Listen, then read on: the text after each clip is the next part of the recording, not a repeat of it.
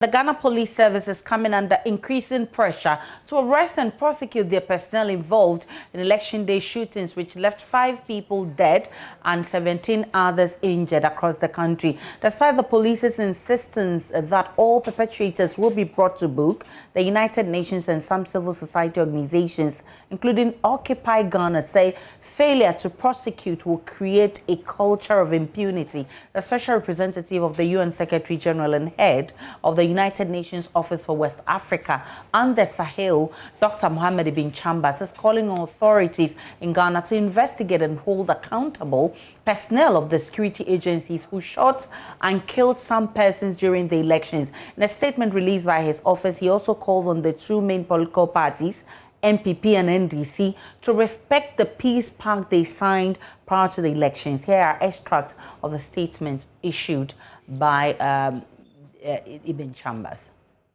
Ibn Chambers stated the peaceful and orderly conduct of voting despite challenges posed by the COVID-19 pandemic and concerns with political vigilantism is demonstrative of the commitment of political actors, national institutions, civil society organizations, and the public at large to deepen democracy and to preserve peace and stability in the country.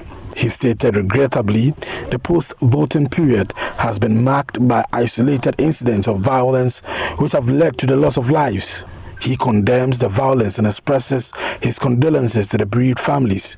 He calls on the Ghanaian authorities to investigate these incidents and hold the perpetrators accountable in line with Ghana's commitment to guaranteeing the respect of human rights and the rule of law. As results have been announced by the Electoral Commission, he calls on the 2 main parties, the New Patriotic Party and National Democratic Congress, to respect the peace pact signed on 4th December 2020, in which they are committed to seek redress through constitutional and legal means for any electoral grievances.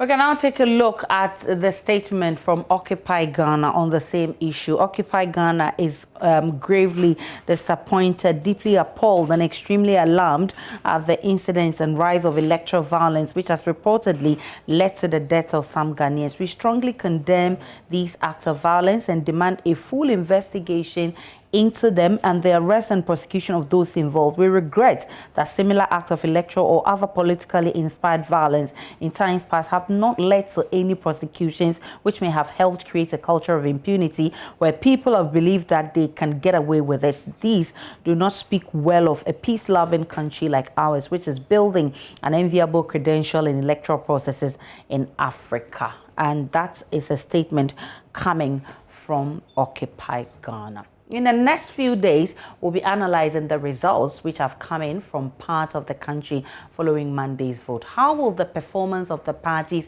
and their candidates impact on governance in the next 4 years?